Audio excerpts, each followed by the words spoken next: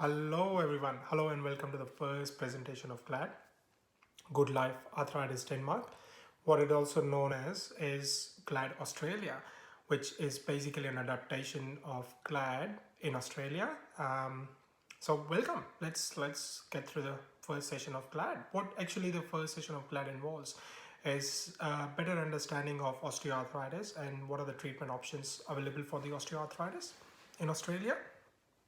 But before that, before we start the session, what I really would like to let you know is that this session might take about 40 to 50 minutes of explanations and slideshows and presentations, and I'll try and add a couple of video links into the comment section below. So please make sure at the end of the session you probably follow those links if you would like to know a little bit more in detail about the osteoarthritis and the joints and the things that happens in osteoarthritis.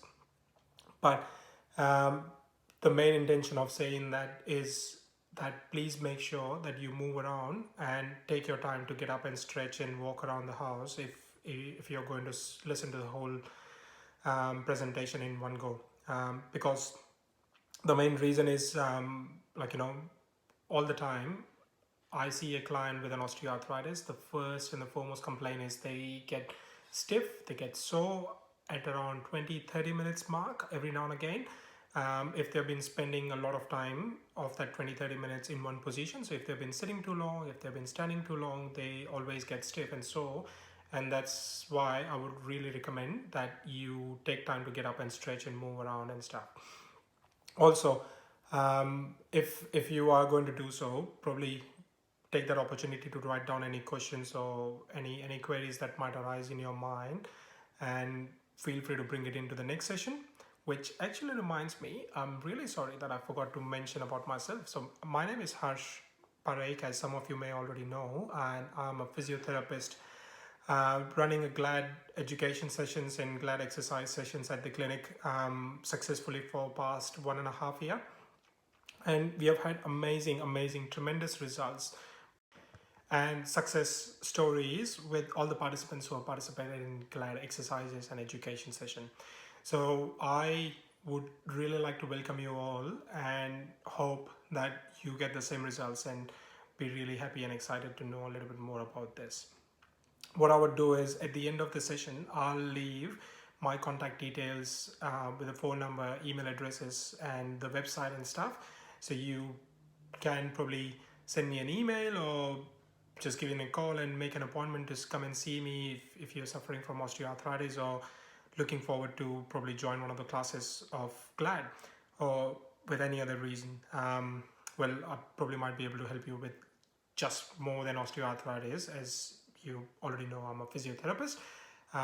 You can follow us on Facebook, Twitter, Instagram, on LinkedIn and YouTube now. This is one of the first video on the YouTube for our clinic and the website. So welcome, let's get started. I think one of the first thing of what I would like to do is to acknowledge the researchers of the GLAD presentation, or the GLAD research.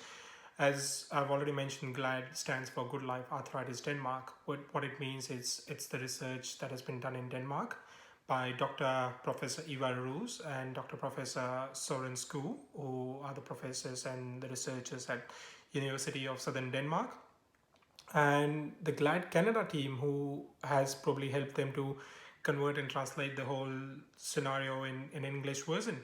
And obviously appreciating and acknowledging both of them to help us to establish the GLAD Australia, as well as the team members at La Trobe University of Sports and Exercise Science Medicine, all the lecturers and associate staffs and tutors who have done an amazing role in spreading the word around Australia and teaching all the physios. I think there are about 400-500 physios nationwide now who are running GLAD classes successfully for the past almost 2.5 years now.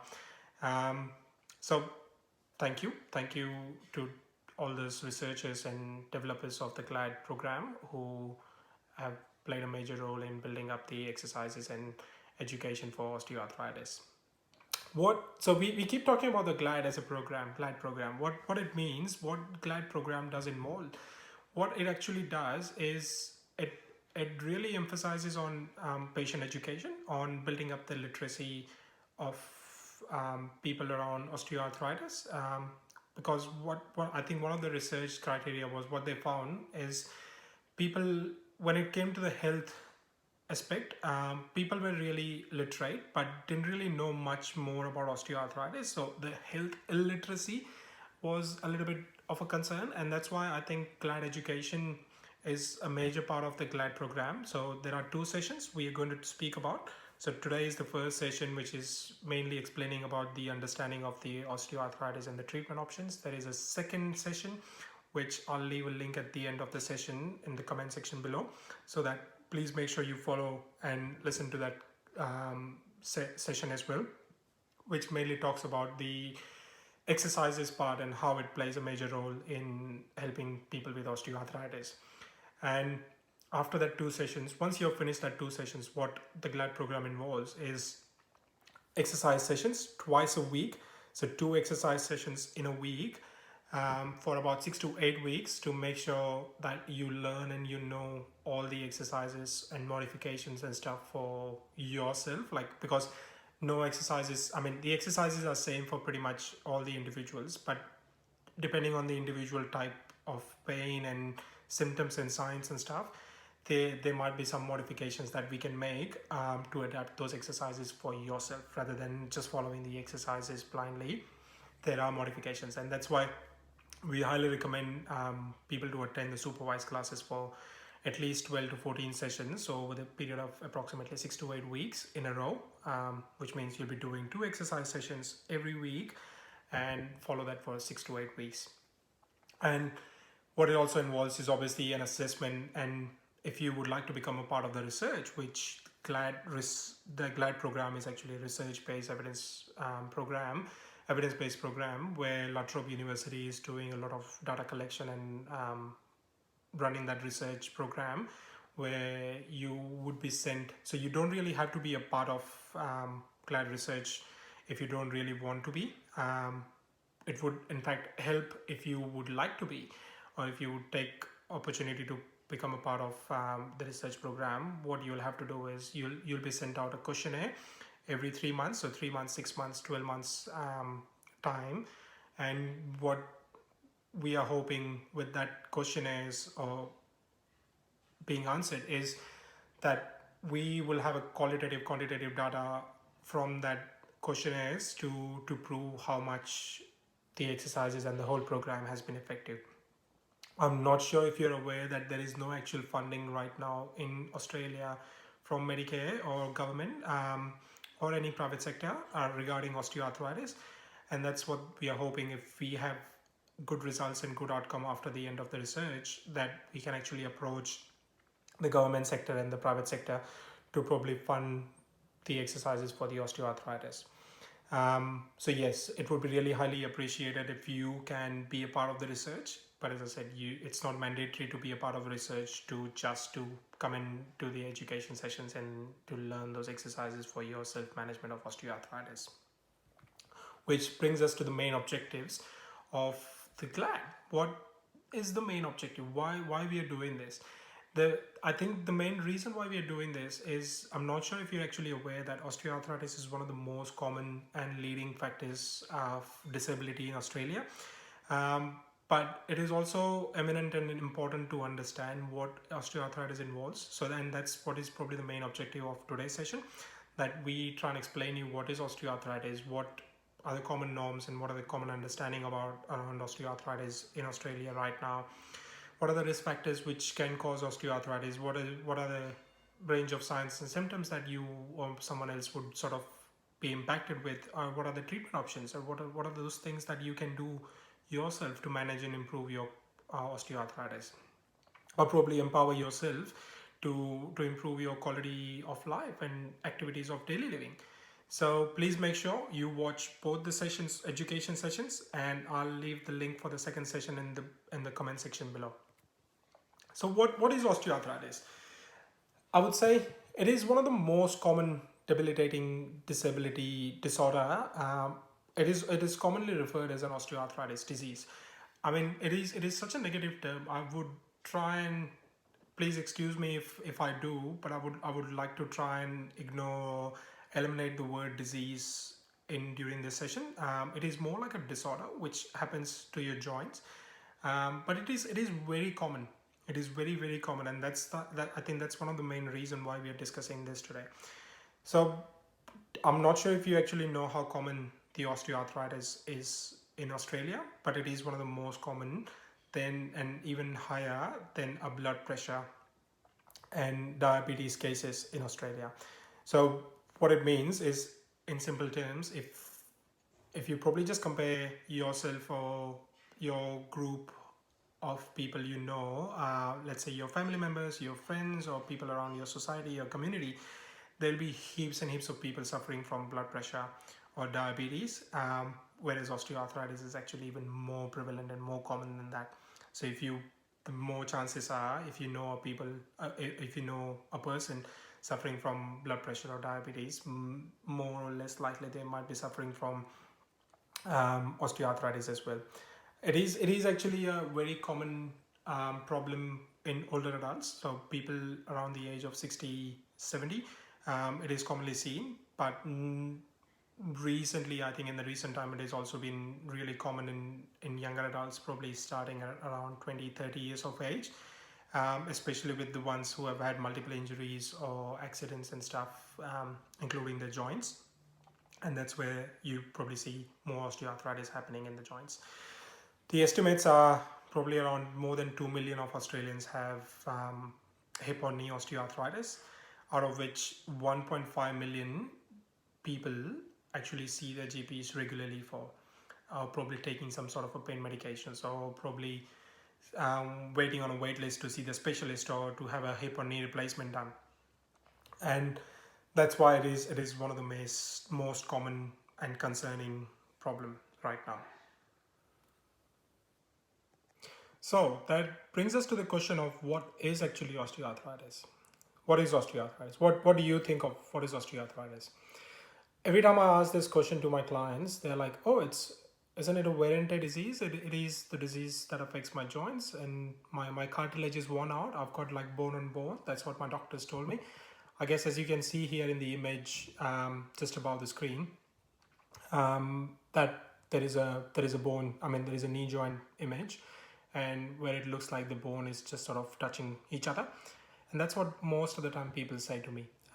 Well, it could be a different explanation to what, like, what your GP would have told you or what your specialist or physio would have told you. But in general, that's what the norms are, like what people understand about osteoarthritis.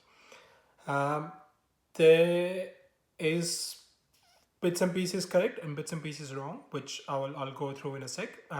But mainly, yes, osteoarthritis is a disorder or a disease which affects the joints mainly.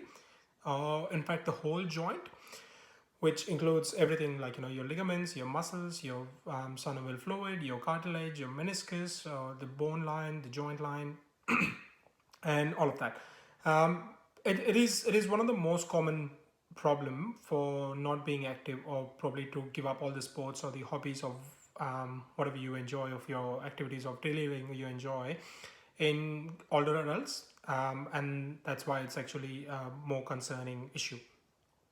As I said, osteoarthritis is actually known as a wear and tear disease, and most of the times, if you complain of lots of joints aches and pain, your doctor or GP would normally recommend you to go and get a scan, X-rays, MRIs, ultrasound, and similar sorts of scans to find out what it involves. But what they don't tell you is it is actually wrong. So firstly, wear and tear disease, the term itself is wrong, because that leads to a negative thought process. So when you say it's a wear and tear disease and exercise is the best solution, people tend to think, well, if it is already worn out and if I'm going to exercise, isn't it going to wear my joints out more? No, that's the fact. It is, yes, a wear and tear disease. I mean, it might happen a bit of a wear causing in your joint over the years of working and, your routine and exercises and accidents and trauma and all those things that has happened on your joints. But exercise is in fact going to make it better. It is not going to make it worse, and that is what something you need to understand. Secondly, you not necessarily need to expose your body to all those x-rays and MRIs unnecessarily. If I mean, you probably need one in case if you're going to go for a surgery, or if you really want to know which part of your joint or what ligament or what muscles are affected.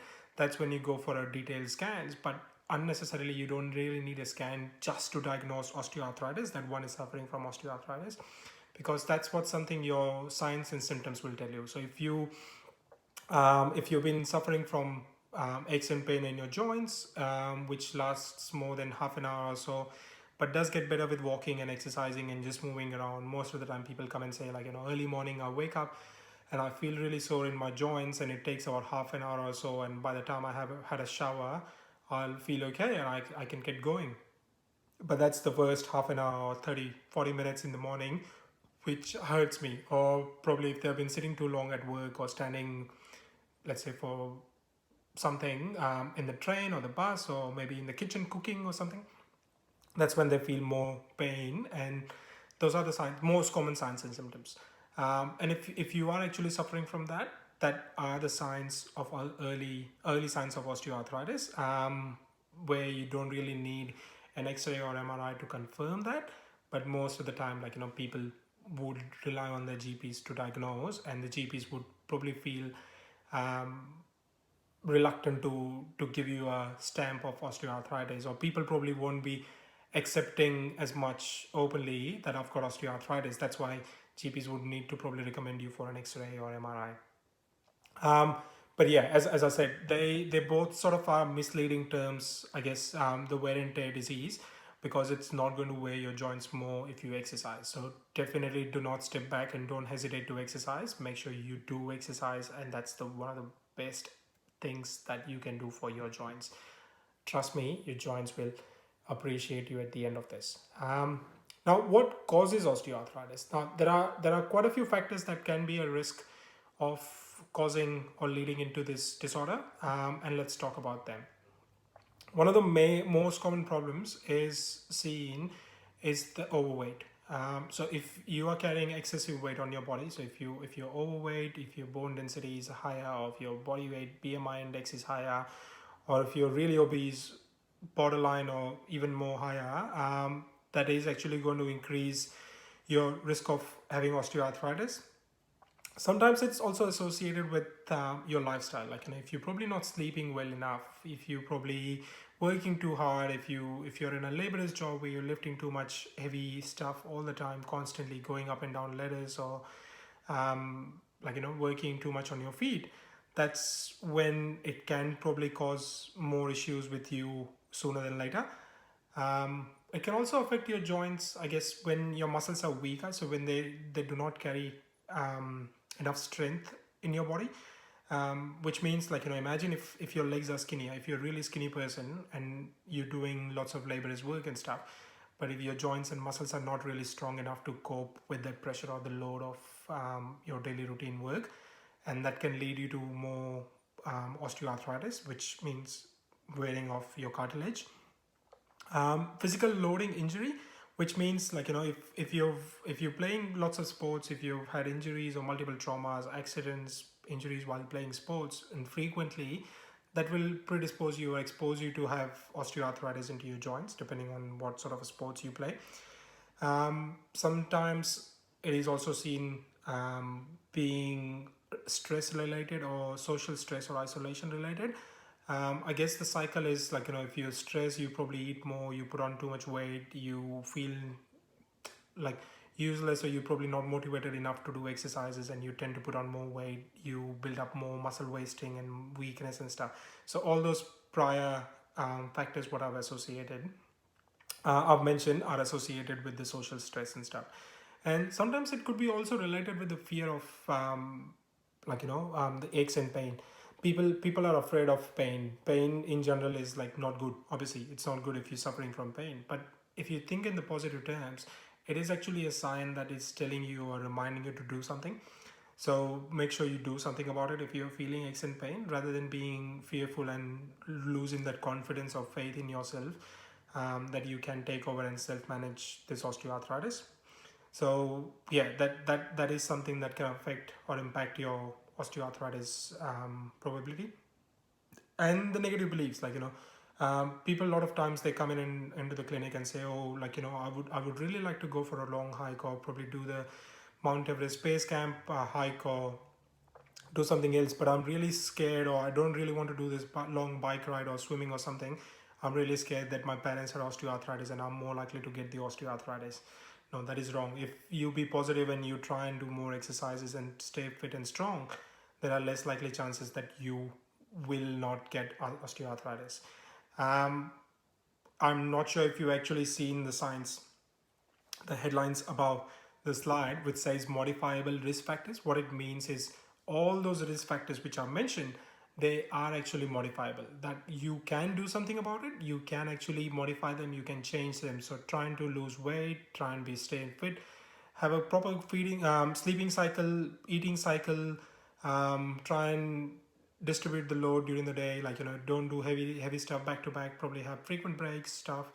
Try and improve your fitness, strength, try and avoid injuries, play, like, do proper training in sports, try and play sports properly so that you don't keep falling or be like a clumsy player, and improve your strength and fitness and agility and stuff, so you're at less risk of injuries and trauma, and then reducing the risk of having osteoarthritis. Stress, obviously trying to come over stress, seek some advice, go to your GP again, try and maybe see a counselor or psychologist or someone if you're really under stress or anxiety or depression. Building up your confidence, trying to exercise, have faith in yourself, I guess. Overall, the main important part here is the education, and to understand and have that belief and faith system that you can do it, and glad will actually help you to be able to do it, and just trying to improve and stay positive. So that's more about the modifiable risk factors, which also means there must be something which we cannot modify, and that is non-modifiable risk factors, which includes age. Obviously, we cannot really change age. All of us are going to get old. Every single minute, every single second, we are getting old. So yes, unfortunately, that's not something in our hands. We cannot really do that. But what I can say is, doesn't matter. Age, I guess, is just a number. If you try and stay fit, if you try and stay strong, if you exercise, be physically active and stuff, your risk of osteoarthritis is reduced. The second part is the gender. So being a male or female, yes, it does matter. The main impact comes is when you're a female. So I don't know really why, but there are higher risk of osteoarthritis associated with being a woman over the age of 40 or 50, getting more chances of osteoarthritis compared to men. I guess it's somewhere related with the endocrinology system, where your hormonal changes plays a role and puts an impact on your joints, and stuff, where I guess men would probably have testosterone working for a longer duration in the lifespan, and may not be affected by osteoarthritis in the joints. And the third one, the final one, is heredity. So if your parents, like, if your mom and dad or your grandparents have, both of them have had osteoarthritis in their life, more or less likely, I mean, I would say more likely you would get the osteoarthritis, but less likely in case if you trying to stay fit, you're trying to avoid, you stay healthy, eat healthy, exercise, stay fit, you can reduce the chances of getting osteoarthritis in your joints. Now, what do we normally do to diagnose the osteoarthritis? How do we know it is osteoarthritis? I think I've already mentioned, like, most of the times when you complain of lots of aches and pain, and you go to the doctors, they would send you for an X-rays, scans, MRIs, ultrasound, sometimes CT scans, to know how worse or how good your joints are, and which part of your joints are actually affected. But that is something that you can do clinically. I mean, you can do with a scan, but not really necessary clinically. In clinic, like, if you, let's say, for example, if you would have come to me initially and said, I don't have any scans, but I've been feeling this aches and pain, then what we would go through is a series of questions just to find out what are the signs and symptoms, and what sort of things are affecting your joints and your daily activities and stuff. And if you mention all those things, and if you take any of those risk factors which we have just spoken about, that is a confirmatory sign that you are actually suffering from osteoarthritis. And which I guess now at the end of the session, you can probably do it yourself. So you probably may not even need a physio or a GP to tell you, or a scan especially, to confirm that you have osteoarthritis. If you are going through this phase where you have that aches and pain in your joints more than half an hour, if you have, like, hot swollen red joints, it's aching all the time, if you take any of those risk factors, as I said, yes, you do have osteoarthritis, which doesn't mean that you are stuck with osteoarthritis for the rest of your life. It means it is an opportunity right now for you to stay fit and strong and try and take over or take charge over your osteoarthritis. Right. So what actually happens in osteoarthritis is, as we have already spoken about, that it's damage of cartilage where the cartilage is wear out. But just to know a little bit more about that in detail, we need to understand what is actually a cartilage, or where does it sit, so what happens in the joints. So let's say, for example, cartilage is something that is there in each and every joint. So even in my finger, let's say in this joint, and a joint means where two bones comes together, it forms a joint. And cartilage is the end of the joints, which is kind of a lubricating, smooth structure which sits there. Now, the whole joint actually gets nourishment from the synovial fluid. So it's a fluid or a capsule sitting around the joint, two bones together, which provides the nutrition to the joint. But itself, the cartilage doesn't have any blood supply, any nerve supply, and that's what it makes it hard for the cartilage to replenish itself.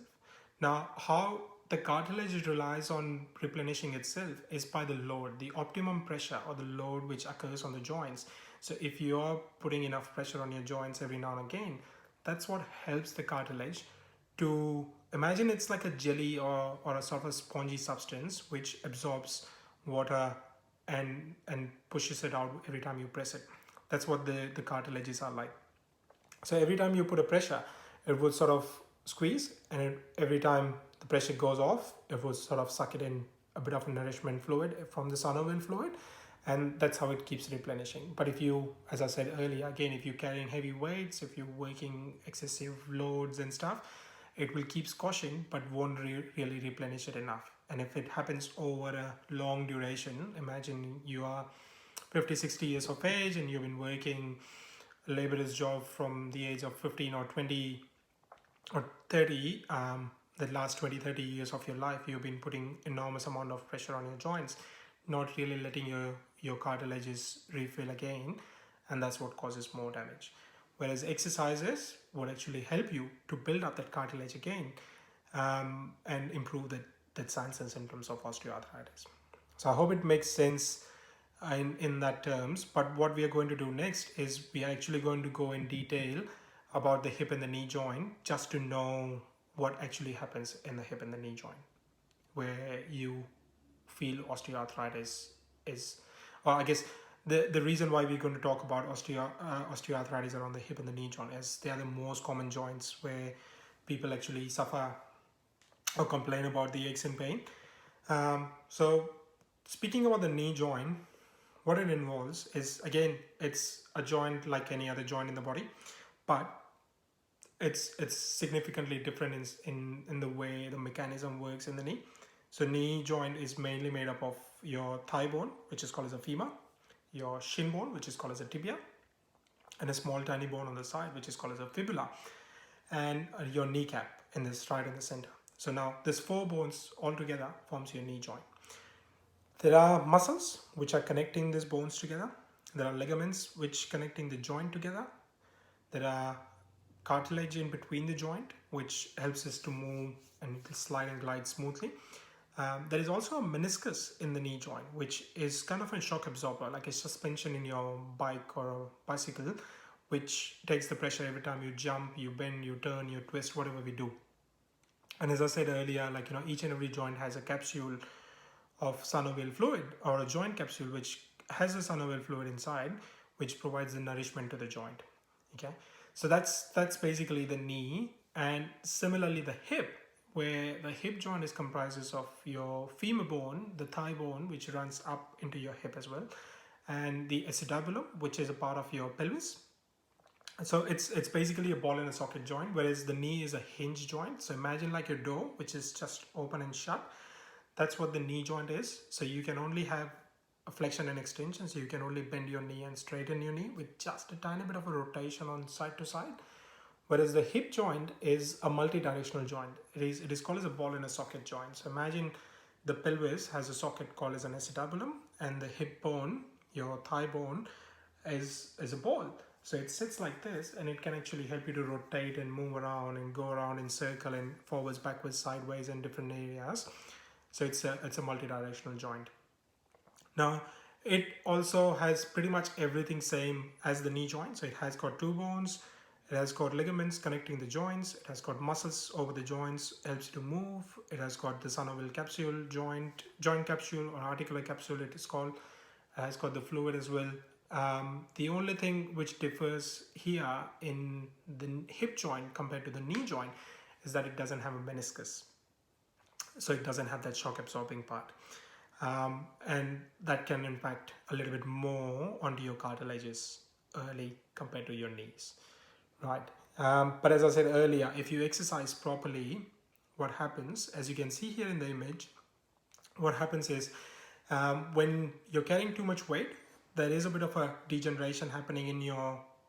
So if you see the first image of that cartoon carrying a heavy weight on the back and looks a little bit bigger in size, so the person itself looks a little bit bigger in size. What it's trying to say or implicate is that person is himself is a bit of a heavyweight or probably carrying a really heavy weight, and that's where the joint load or the pressure is higher on the knee joint or the hip joint or any other joint in the body, I guess, and that is putting you more at the risk of degeneration or wearing out of your cartilage. And at the same time, the chances of regeneration or replenishing the cartilage is really lower. Whereas on the other hand, if you see that small cartoon of the lady carrying the dumbbells and jumping, it's basically implying that you're exercising and trying to stay fit by improving your diet, trying to lose weight, trying to carry less weight on your body, and you trying to stay fit and healthy and strong, trying to improve your muscle strength and stuff. That would still put enough pressure and load onto your joints to wear off the cartilage, but at the same time the balance of regeneration works equally and improves the joint strength and the nourishment or the replenishing of the cartilage in this sense. And that's why it is very, very important to exercise and have that optimum load or the pressure working on the joints. And I guess that's what the GLAD exercises allows us or gives us the opportunity or the type of exercises that we can do, which can be modified depending on the scenario and the person, individual capacity and the signs and symptoms, that we can actually adapt those exercises to the person rather than the person adapting the exercises. And I guess that's one of the best ways of working out for you're taking charge over your osteoarthritis and trying to improve the joint range of motion and stuff. Now, what are the common signs of osteoarthritis? I guess if you're listening this and if you're actually suffering from osteoarthritis, you probably don't even need to go through this page. You yourself know what are the most common signs and symptoms of osteoarthritis. What do you feel? Most commonly when people come into the clinic, they complain of I've got really, really severe aches and pain as soon as I stand up in my knee, or if I stand for too long, I get pain in my hips. More so towards inside of your hip, like in the groin region. Often people complain of feeling stiff in the morning, at least for the half an hour, the first 30-40 minutes of the day. They also complain if they've been sitting too long or standing too long, they get more aches and pain in their body, as well as reduced range of motion. So they complain they cannot really, probably earlier they were able to bend their knees and squat and completely sit down on the floor or cross the leg, but now they cannot do that. And often it's associated with the red hot swollen joints. There'll be lots of swelling on the joints. As soon as you touch or feel them, you feel like the warmth of the joint, and they look red as well as inflamed. So those are the most common signs. I guess, as I said, in the hip, it's more commonly seen like in the inside part of the hips, so near your inner groin. Sometimes it can be around the outer sides of the hips or the back of the hip, also running down into your thighs. They are the most common parts where people complain of the hip pain. Similarly with the knee, I guess people would complain more over the knee joint more so compared to more so comparatively inside of the joint than the outside. um, but sometimes it's equally so everywhere around the knee joint. Often, I think people with knee osteoarthritis would complain of crunching, clicking, grinding kind of a sounds coming out of the knee. They say like, oh, it's always clicking. It's been clicking for a while. And I guess that those are the early signs of osteoarthritis. Once the knee starts clicking or grinding, that means it's not correct and it's something's happening there. Um, if the osteoarthritis of the hip or the knee is severe, most common with the knee, you also see the bow legs or a knock knee, which means sometimes imagine if there's other two legs, they'll see like rounded legs rounding outside or probably inside knocking each other. So that's something you see, as well as people also complain of unstable leg or giving away. They might be all of a sudden they might be walking and all of a sudden the leg gives away and they feel like they're going to fall down, or they do actually buckle the knee and they fall down. Similarly with the hip as well, that can happen. Sometimes you're going up and down stairs and all of a sudden the leg gives away and you miss a step or something and you probably fall. But yeah, those are the most common signs and symptoms to pick up that you have osteoarthritis. So there is no rocket science in here. I guess if you would probably already know if you're suffering from osteoarthritis, but if you don't know, and if you're suffering from these conditions, that means you have a bit of osteoarthritis, or these are the early signs of osteoarthritis. And you probably would be really good candidate to try and do these exercises to benefit, to improve your joint range of motion and improve your strength and stuff in your hips and knees.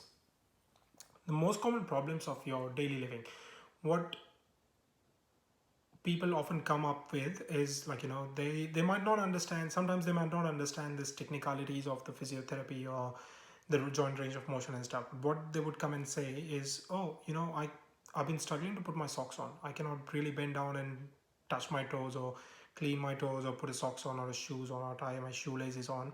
I cannot really stand up from a chair. As soon as I probably go to the movies or restaurants or somewhere, and we normally get we were able to get up and down from the chairs, but now I get stuck in the chair. I cannot really get out of the chair. I feel my legs are weak and stiff. It hurts too much to get out of the chair. I cannot really walk for a long distance. Earlier, a couple of months earlier, I could walk miles and miles, but now even 10 minutes hurts my hips and knees. I need to sit down. I cannot really go up and down the stairs. I cannot run anymore. All my household activities, which used to be easier and piece of cake for me, they've started hurting, and I cannot really do my household chores. Gardening, I think sometimes people in their late 60s, 70s, when once they're retired, they probably would love gardening or reading books and spending time doing the hobbies and stuff, which they cannot really enjoy anymore. Playing golf or any other sports social tennis or something, they probably cannot do that anymore. And that's what the most common complaints that we hear from people. And being affected with that day activities of daily life. So that is I think more concerning, and that's why people would need more motivation and education to explain them what they can actually do about their osteoarthritis. What also comes with osteoarthritis, which often people don't understand or don't know, is the fatigue. Now, what is fatigue?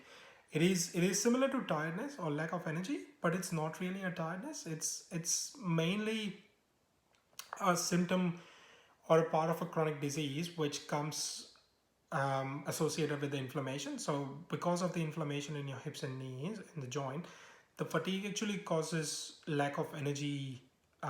They make you feel exhausted. You probably want to do something, but you still don't have that energy to do that. It's different than ordinary tiredness. It's not just I'm just tired, I don't want to do this. It's not like that. It's you want to do something, but you're just exhausted. Even if you want to do it, you don't have that energy to do it. Normal tiredness would just go away with sleeping. I guess if you've been tired, if you haven't had a good sleep, you probably sleep for a couple of hours, you wake up fresh and you're good to go. Whereas osteoarthritic tiredness is more consistent. Even if you wake up, you still feel tired, you lack of energy, you just can't keep going. And that's why it affects or impacts mostly with people with osteoarthritis, and they because they are older adults, they probably want to do something and they want to enjoy their life, but they cannot keep going and keep pushing, and that's where it's impacting. Where I think the exercise plays a major role. So once you start exercising, your energy improves, you get better strength, endurance, and you can kill that fatigue and improve your agility and flexibility and movements and stuff. So exercise plays a major role in reducing that fatigue and helps you to improve your osteoarthritis condition as well. Now, what it brings us to is the next part of the osteoarthritis, which is the treatment options. So what it means is, so if you see this graph and if you try and understand what the GLAD program itself is trying to promote, is everyone. So let's step back a little bit and see what used to happen in Australia so far. Is everyone who would suffer from osteoarthritis would normally just wait for the hip or knee replacement. So we're just mainly talking about hip and knee, as the GLAD program is focusing on hip and knee. But they would, once they're diagnosed with the osteoarthritis, they would normally just wait for the hip or knee replacement. They would go to the doctors, and the doctors would recommend or write them a letter to go and see the specialist. They'd be on a waiting list for months and months. They would be getting worse. They probably lack of energy, lack of motivation, stressed, don't want to do exercise, sometimes put on weight, can't do much, and get worse and end up having a surgery. And after the surgery, because they're carrying too much weight or lack of energy and motivation and stuff, they probably have less of your outcome, really not a good outcome of the surgery. Where if you see the graph now, what it's trying to promote, or what it's telling us, is everyone who has had osteoarthritis should actually try and exercise and try and lose weight, or try and control the weight, or at least be aware or educated of what osteoarthritis is and what's the self-management. Now, if you see the graph, which says about exercise, education, and weight control, that is in green color, and it goes all the way up. So even if you, let's say, if the first line of treatment doesn't work for you, you step into the next line of treatment. But what it also means is you don't give up exercising, you don't give up learning new things, you don't give up, like, you're not trying to work on your weight control. You probably associate it with taking some more drugs, or maybe a passive therapy, where it means, like, you're probably seeing a physiotherapist for some more exercises or massage or TENS or dry needling or acupuncture or something, or you seeing some naturopath, or you're seeing a dietitian, or you're seeing your doctors and trying to take some prescribed medications, painkillers and stuff, but you still keep exercising, so you don't give up on your exercises and stuff. Now, let's say if that didn't work, you try that for 6-8 months, and if even that didn't work, and your osteoarthritis is probably uncontrollable, unbearable, and you end up going for a surgery, you still keep exercising. Because how it works, it's, let's say in the worst case scenario, I mean, in majority of the scenario, you are supposed to be improved. But let's say in the worst case scenario, if you do not see any improvements and you end up having a surgery, what this exercises do is actually it builds up your energy and endurance beforehand. So your outcome, the outcome result of the surgery actually works out well, because you've had a prehab, and after the surgery, the exercise is what you're supposed to do. You've already done it beforehand, so the capability and the coping factors are improved after the surgery. You would have less likely that, you won't be able to do those exercises. You be more keen and motivated to push through the pain and try and exercise and walk as soon as possible after the surgery, and you see better results. So that's, I think, what this graph is trying to explain, and it is one of the vital graph, I guess, throughout the GLAD program. So you might see a couple of more times this graph as we go, and I'll explain you what it's trying to say.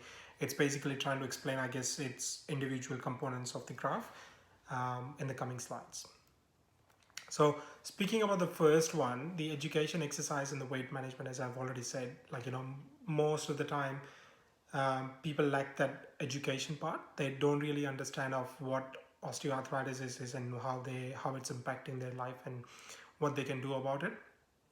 But also trying to control the weight on their own, or probably seeing a dietitian, or trying to lose the weight if they're carrying excessive weight, or even if they're not carrying excessive weight. Probably just losing a bit of weight is not going to cause any harm, because it's just going to reduce a bit of weight from your joints, that it's pushing onto your joints too much and wearing off your cartilage. So weight management is also a very vital and important part of exercising, or GLAD program, I guess. Coming to the second one, what it says is, let's say even if that doesn't work and you go and see the GP, all the GP's guidelines. So, I mean, here in Australia, RACGP. So the guidelines for the doctors as well. There was a clinical guidelines presented in 2018, and that also says, land offering. It is recommended that offering a land-based exercises for people with knee and hip osteoarthritis improves the pain and function regardless of their age, and each and every individual should be offered that. Structural disease severity, functional status of status or the pain levels does also improve, and that's why GPs are also encouraged to recommend you for exercises and stuff. So I guess you probably just don't rely on the medications here. You want to try and do those exercises. Where sometimes your pain is unbearable, intolerable, that's when you want to go to the next step, which is the pharmacological treatment part, and that's where you can seek some more GP advice, and you probably try and take some painkillers, and that's what I think what we're going to speak about next. Or any other sort of an adjunct therapy. When I say an adjunct therapy, it could be anything like, you go and see your physiotherapist, you probably get a bit of acupuncture. So most of the physiotherapists nowadays here in Australia do dry needling. You can have a bit of a taping on your knee to change the dynamics of your knee joint. You can wear a brace to support your knee joint and support your muscles and reduce the load on your joints. You can probably have a bit of a manual therapy, massage, manipulation in the joint, and maybe using a walking aid. You can probably distribute the weight or the load acting on your joints by distributing the weight of the weight of your body onto your walker or a stick or something, to try and just improve your quality of life, and to improve the distance or the movements in your joints, the distance how far you can walk, I guess I was trying to say. The other thing that can help you to reduce the aches and pain is the hot pack or ice pack. Now, there is no specific or guidelines or specific thing that you can use. I guess it's a trial and error. If your joints are aching and if it's a chronic pain, you would probably use a heat pack. But if it's a really red, hot, swollen, inflamed, that's when I guess you use an ice pack to reduce the aches and pain. There is also something that you can use to reduce the aches and pain is called TENS, which stands for Trans-Electrical Neurostimulator. So it stimulates your nerves and muscles and to reduce the aches and pain that you feel into your joints. And that is something that you can do as well. Pain medication. So the next one is the pain medication, as in, like, if those adjunct therapies doesn't work, you would probably be also taking some paracetamol or Panadol, commonly available drug in Australia, or if your GP is prescribed you Panadol Osteo or something. Those are the things that you can take. But remember, those are like pain masking therapy. So it's not really curing your problem or disease or the disorder from your joints. It's just masking that pain sensitivity that is going into your mind. So you are taking those Panadol or relying on those paracetamol or Panadol Osteo or whatever, but it's just weakening the pain into your receptors. It's not really curing your problem. It does not really help you in the long term. It is generally safe, but what's the point of taking a safe drug and not to feel the pain? As I said earlier, I think a pain, if you think negatively, yes, obviously it's not good, but in a positive way, it is good, and it's a sign that it's reminding you to do something about it. Obviously, it's not good if it's hurting too much. That's when you obviously want to take some painkillers. Sometimes if the regular, easily available drugs doesn't work, that's when your GPs would prescribe you NSAID, which is non-steroidal anti-inflammatory drugs, commonly known as ibuprofen, Nurofen, Voltaren and stuff. which are considered as a stronger pain relief, but it is again is masking the pain. It is not really curing the pain. The most common thing that you need to understand, it has some adverse effects on your gastrointestinal system.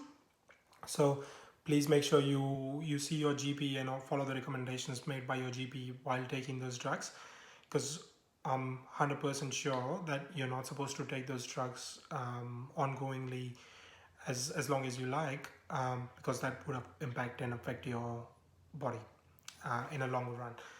You can also use some topical gels, easily available in the market, as like Pain Away and Deep Heat and Voltaren and stuff. But again, they change the sensitivity of the joint and the skin and the muscles and stuff. It doesn't really affect the joint structures itself. They don't really change the osteoarthritic condition, if that makes sense. It's just working on the pain relief. So it's masking the pain rather than curing it. The other options of the treatment is cortisone injection. So if nothing works sometimes and you keep complaining to the GPs might recommend you to probably have a cortisone injection. That is also, it is basically a steroidal injection. So that is also recommended in terms of osteoarthritis if it is really severe and it's worse. But also make sure you understand the adverse effects of that as well. So having cortisone injection frequently is not good. And also it is just going to mask your pain. So it's not really going to make you better. It is just going to kill your pain, make you feel better, which in fact would work on the other way for you. So imagine if you are a heavy labor worker or something, and if your joints are highly affected and you probably go and get an injection, which would give you a false positive feeling that your pain's gone away, and you might end up damaging it more by doing more exercises or putting more pressure onto your joints wrongly. So rather than doing that, I guess exercise would be the best way to improve your joint strength and health, and trying to reduce the workload or probably change or modify the way you work would impact or feel better onto your joints rather than taking the injections in a longer run. What you can also do if nothing works, there is obviously opioids, which is only a prescribed drug. Obviously, you'll need to go and see the doctors.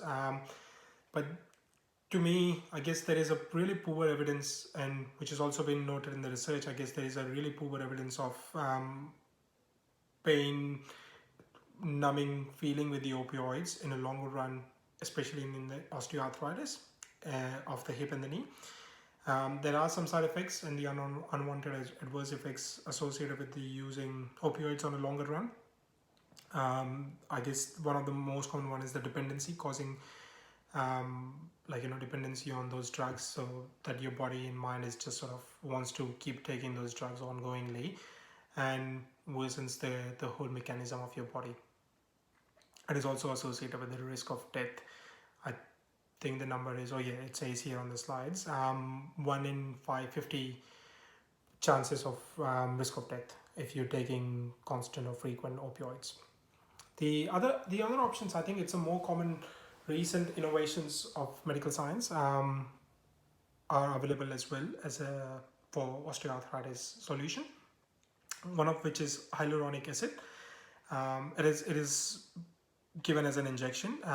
So it is an injection that is being given in the joint.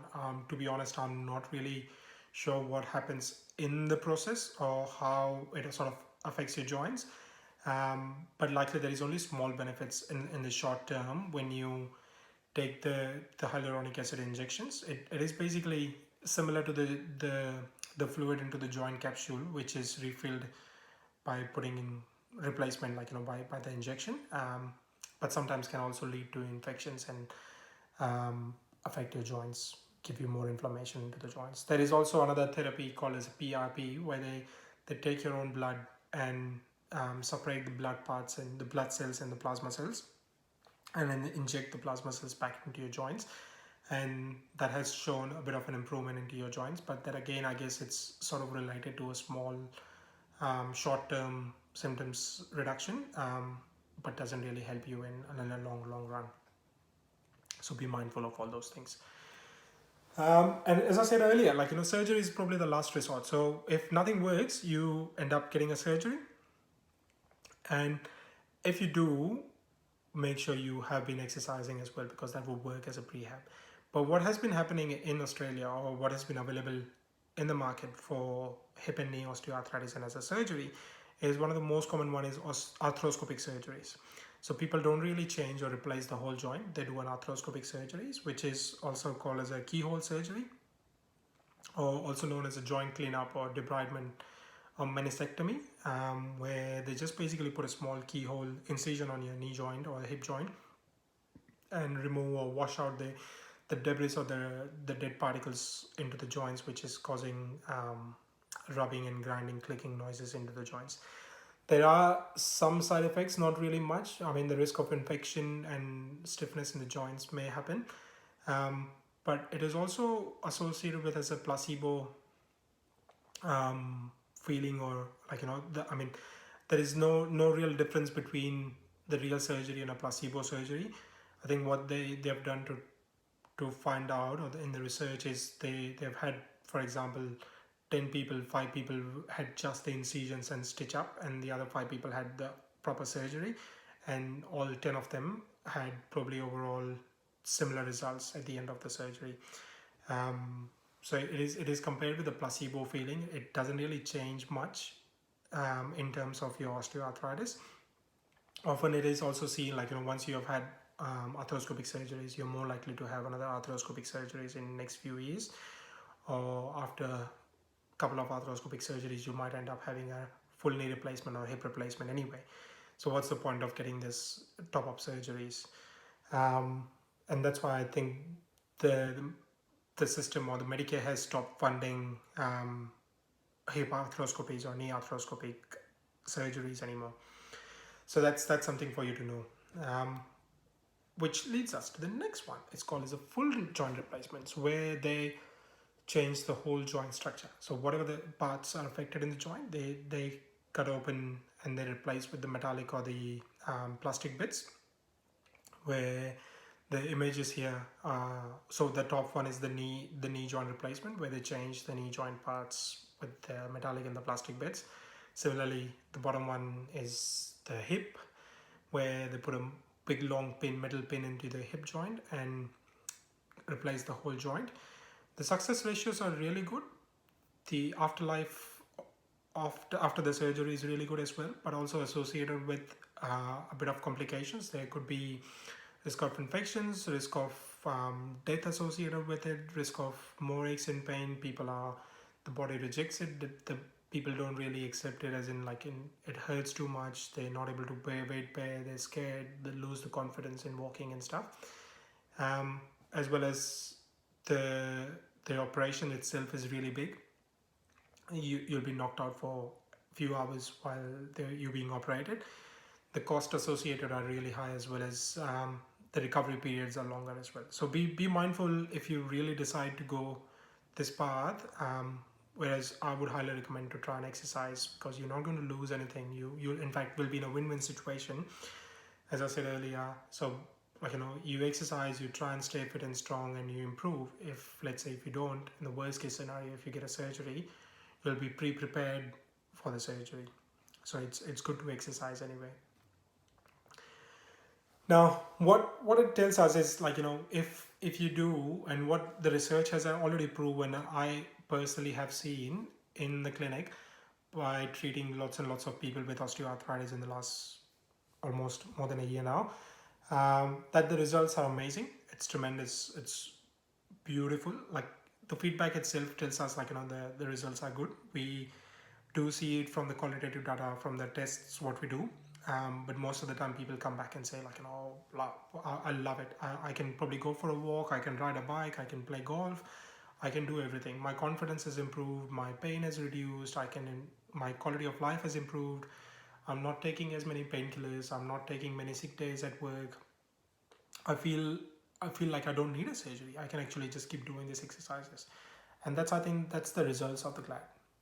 So I guess for you, the main note or the take-home message is hang in there, try and exercise, and see what it has for you.